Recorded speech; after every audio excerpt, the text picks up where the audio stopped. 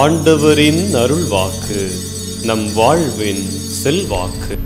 இயேசுவிலே அன்புக்குரிய சகோதர சகோதரிகளே, ஒரு செயல் நம் வாழ்க்கைக்கு உகந்தது என்பதை இன்றைய இறை வார்த்தை நமக்கு அழகாக சுட்டி காட்டுகிறது. நம்முடைய வாழ்க்கையில் நாம் வாழ்வது ஒன்று, நாம் செயல்படுவது ஒன்று, பேசுவது ஒன்று என்பது ஒரு மனித வாழ்க்கையில், ஒரு கிறிஸ்தவ வாழ்க்கையில் எப்போதுமே நம்முடைய வாழ்க்கையில் ஒரு உதவாத ஒன்றாகவே அது மாறிவிடுகிறது. இதைத்தான் இன்றைய நற்செய்தியிலே ஆண்டவரே அழகாக சொல்கிறார்.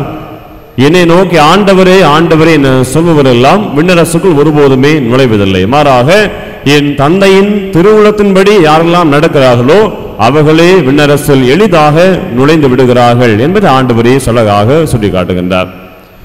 ஆண்டவர் இயேசு வாழ்ந்த ஒரு காலகட்டத்திலே வழிபாடுகளில் அன்றாடம் செல்லக்கூடியவர்கள், தொழுகை கூடங்களில் ஆண்டவர் இயேசுடைய வார்த்தையை ஆவலோடு கேட்கக்கூடியவர்கள், அனுதினமும் ஆண்டவரின் பின்னால் எல்லா நேரங்கள் நடக்கக்கூடியவர்கள், ஆண்டவருடைய வார்த்தைகளை கடைபிடிக்க வேண்டும் என்று மக்கள் முன்னிலையிலே பேசக்கூடியவர்கள் எல்லோருமே வழிபாடு ஒன்றாக இருந்தது, ஆண்டவருடைய வார்த்தைகளை கேட்பது ஒன்றாக இருந்தது. ஆனால் அவருடைய அன்றாடம் வாழ்க்கைக்கும் அவர்கள் கேட்கிற இறை வார்த்தைக்கும் ஒருபோதுமே எந்தவித தொடர்பும் இல்லாமல் போகிறது.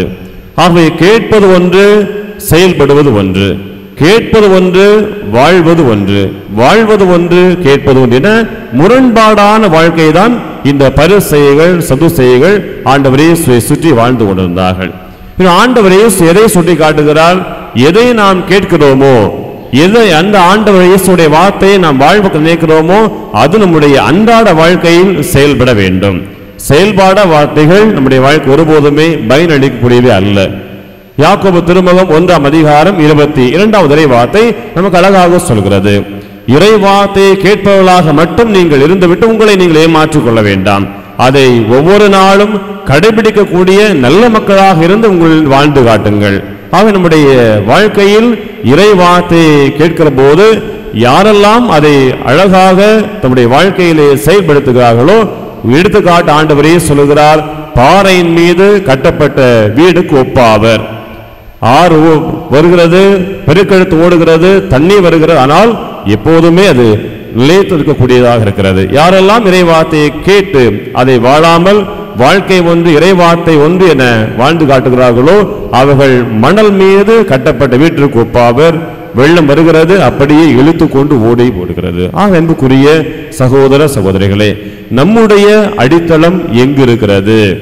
நம்முடைய அடித்தளம் இறைவார்த்தையை கேட்பதில் இருக்கிறதா, அல்லது இறைவார்த்தையை வாழ்ந்து காட்டுவதில் இருக்கிறதா, அல்லது அந்த நேரத்திற்கு மட்டும் பயன்படுத்தக்கூடியதாக இருக்கிறதா? நம்முடைய வாழ்க்கையில் ஒவ்வொரு நிலைகளிலும் அந்த இறைவார்த்தையின்படி வாழ நமக்கு உதவி செய்கிறதா? அவை நம்முடைய வாழ்க்கையிலே சிந்தித்து பார்ப்போம். நம்முடைய அடித்தளம் எங்கு இருக்கிறது? இறைவார்த்தையிலா அல்லது கேட்பதில் மட்டுமா என சிந்தித்து பார்ப்போம். இறைவார்த்தையில் நம்முடைய அடித்தளம் இருக்கிற போது அந்த அடித்தளம் ஒருபோதுமே அசைவதில்லை. ஏனென்றால் அந்த அடித்தளம் ஆண்டவர் மீது இருக்கிறது, அந்த ஆண்டவரே அந்த பாறையாகும். ஆக இந்த சிந்தனைகளோடு இந்த பலியிலே நாம் இணைந்து கொண்டாடுவோம். ஆண்டவர் நம் அனைவரும் நிறைவாக ஆஸ்வதிப்பார். ஆமென்.